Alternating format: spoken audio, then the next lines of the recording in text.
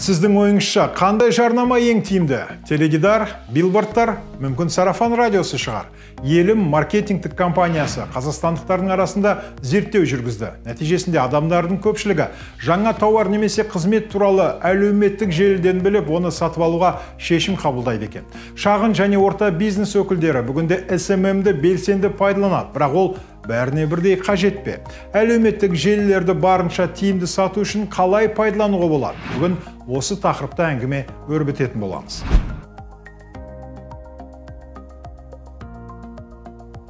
Сіздің бизнесіңіз әлеуметтік желілер форматына сәйкес емес деп ойлайсыз ба? Сіздің мақсатта аудиторияңыз онда отырмайды. Олай болса, оған уақыт жоғалтудың қажеті бар ма дерсіз? Шағын сынақ өткізейік. Алдыңызда 3 компания. Біріншісі кен өндіру зауыты, екіншісі ұн тарту компаниясы, үшіншісі облыс орталығындағы асхана. Сұрақ: сіздің ойыңызша, аталған 3 компанияның қайсысына әлеуметтік желілерде орын жоқ? Дұрыс жауап: ешқайсысына. Сіздердің алдарыңызда жоғарыда аталған компаниялардың әлеуметтік желідегі парақшалары көрсетілген. Кен өндіру зауытының парақшасына 80 мыңға жуық адам жазылған. Ресейдің шалғай жерінде орналасқан қарапайым асхана 20 мың адамға ұнайды. King Arthur Floor ұн өндіретін компания Инстаграмда 200 мыңға жуық жазылған адамға ие. Әлі күмәніңіз бар ма?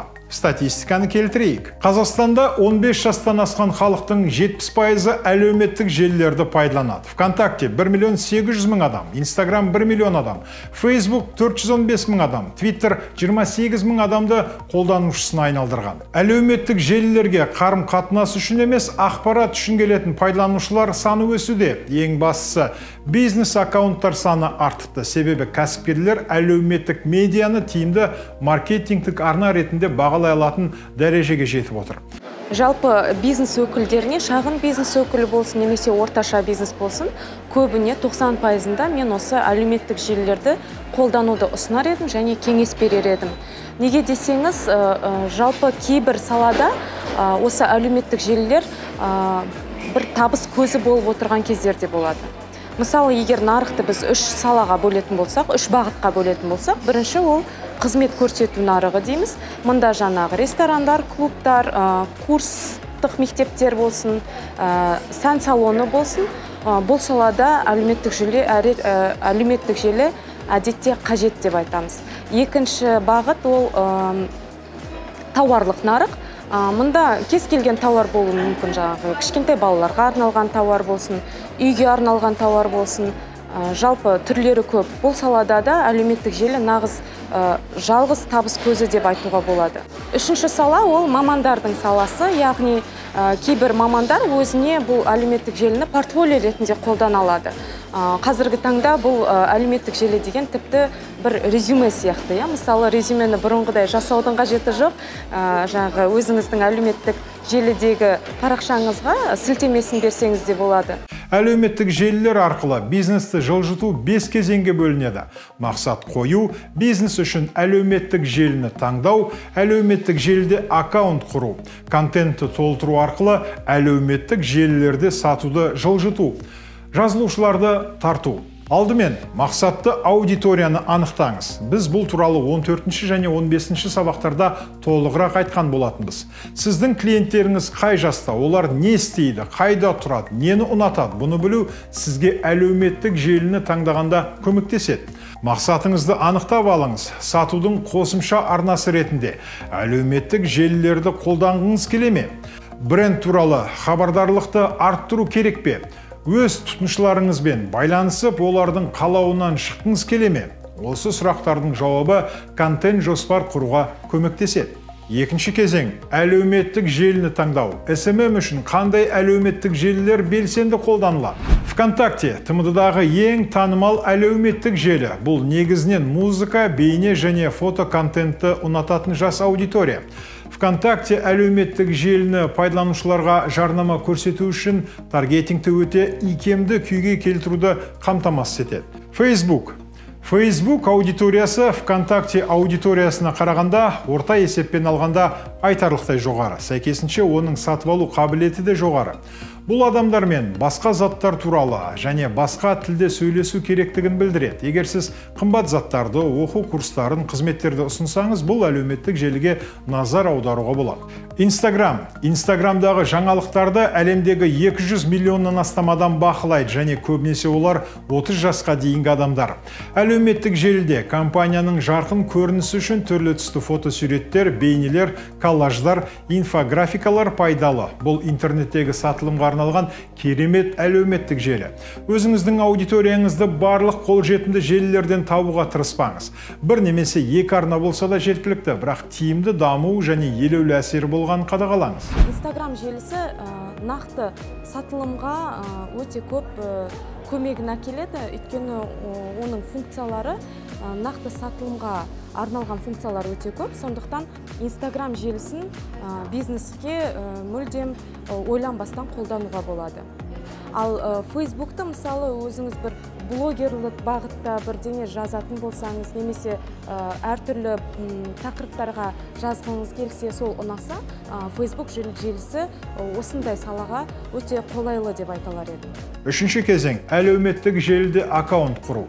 Алдымен аккаунт атауын анықтаңыз. Сіздің компанияңыздың атауын және қызмет бағытын көрсетуге болады. Мысалы, алтын шаш сұлулық салоны. Немесе адамдар сіздің аккаунтыңызды іздегенде енгізетін сұрау профилінің атымен атауға болады.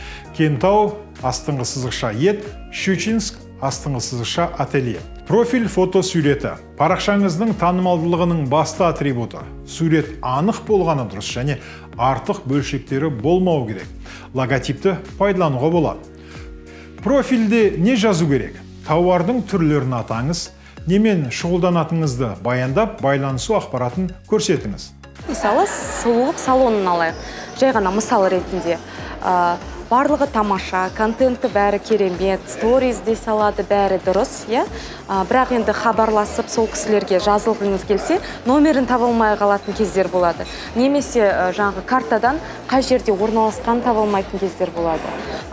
Бұл жағдайда өте үлкен жауапкершілік қажет, яғни біріншіден міндетті түрде номер тіркеу керек. Парақшаңызда қандай контент жариялау керек? Әлбетте, өнімдеріңіздің фотосы деп айтарсыз. Алайда SMM мамандар жариялауды ұсынатын бірнеше контент түрлері бар екен. Бірінші түрі – жаңалықтар контенті. Бұл сіздің қызметіңізге тікелей байланысты жаңалықтар. Мысалы, техникалық қызмет көрсету станциясының жаңалықтар контент үшін. Жаңа қызметтің пайда болуы, доңғалақ геометриясы, жаңа орынға көшу немесе мереке күндерінде жұмыс уақыты туралы ақпарат. Ойын-сауық мазмұны аудиториямен эмоционалды байланыс орнату үшін қажет. Бұл сіздің қызмет салаңызбен байланысты болуы керек. Техникалық қызмет көрсету станциясы үшін мысал, жаңа жыл қарсаңында автомобиль шиналарынан жасалған шыршаның суреті. Сататын контент, өнімдеріңіздің артықшылықтары, жеңілдіктер, акциялар сипаттамасы. Сату жазбаларының мысалдары, алғашқы 20 клиентке 20% жеңілдік. Дейін, кейін кейсі, машинаны жылтыратқанға дейінгі және кейінгі сурет. Беделді контент, пікірлер, шолулар, сарапшылар кеңесі, оқыту. Техникалық қызмет көрсету станциясы үшін мысалдар. Шиналарды қыста қалай сақтауға болады? Осы жайлы кеңес. Мотор майын тестілеу. Жазбаларды келесі қатынаста жазуға тырысыңыз. Ақпараттық контент 35%, бедел контенті 30%, сату контенті 20%. Ойын-сауық контенті 15%. Осылайша сіз оқырманның көз алдында білікті сарапшыға айналып беделге ие боласыз. Сонымен қатар сенімді қарым-қатынас орнатасыз. Жазбаларды жариялаудың ең оңтайлы уақыты дүйсенбіден жұмаға дейін таңғы 8:30-дан 10-ға дейін, түскі үзіліс және кешкі 18:00-ден 19:00-ге дейін. Бейне туралы айтатын болсақ, ол аптаның кез келген күндері түнгілікті уақыттарда кешкі 21:00-ден таңғы 8-ге дейін өзекті. Посттар саны туралы мысалы қандай да бір қағида бар ма деген сұрақ бар.